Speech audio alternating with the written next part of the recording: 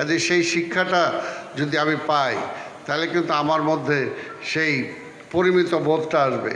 আমি খালি তখন চাইতে যাব না, আর চাওয়ার জন্য পাওয়ার জন্য আরেকজনের মাথায় বাড়ি দিব না।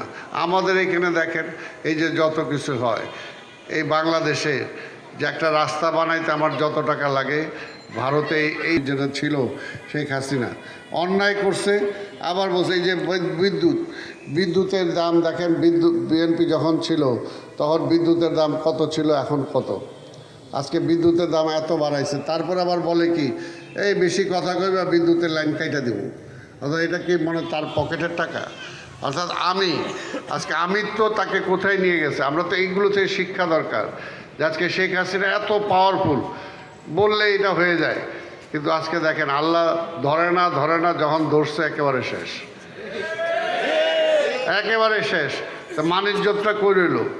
যখন সে কথা বলতো এই খালেদা জিয়া বুড়ি হয়ে গেছে, এটা এখনো মরে না, এটা মানে যা তা কথা বলতো, তা আজকে তার মানিজ্যতটা কোথায় রইল?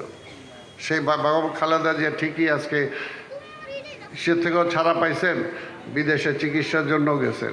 চিকিৎসার সময় তার বাড়ি থেকে এয়ারপোর্ট লাগে 15 মিনিট যাইতে, 5 ঘন্টা লাগছে, কারণ রাস্তায় এত মানুষ তার দোয়া দেওয়ার জন্য, তাকে শুভেচ্ছা জানানোর জন্য।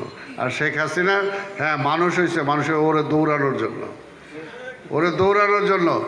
পিছনে দরজা দিয়ে পালায় যাইতে হয়েছে। তো কী হইল যে হাজার হাজার কোটি টাকা তার ভাইয়ের নামে, তার বোনের নামে, তার চাচার নামে, অমুকের নামে হাজার হাজার কোটি টাকা লোপাট করে বিদেশে নিয়ে গেছে। আপনার আমার টাকা, এই দেশের মানুষের টাকা লোড করে নিয়ে গেছে।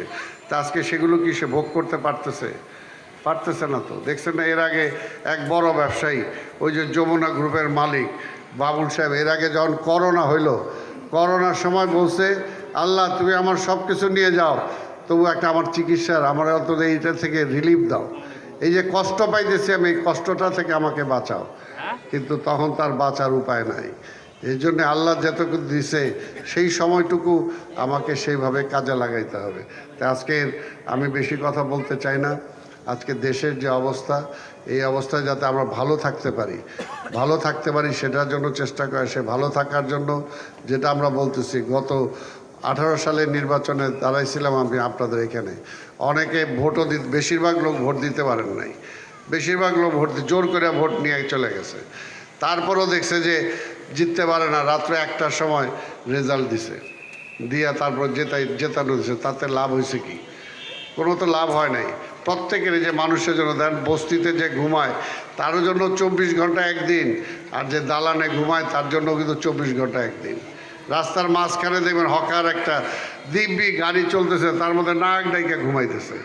আর ওই হাজার হাজার কোটি টাকা আছে, ওই আরামে রয়েছে, সে দেখা খালি এই পাশ ওই পাশ করতেছে, ঘুম তো আর হয় না। তো সেটার জন্যই প্রত্যেকের জন্যই জীবনটা কিন্তু সীমাবদ্ধ। এর মধ্যে দিয়ে আমরা কে কতটুকু করতে পারলাম সেটা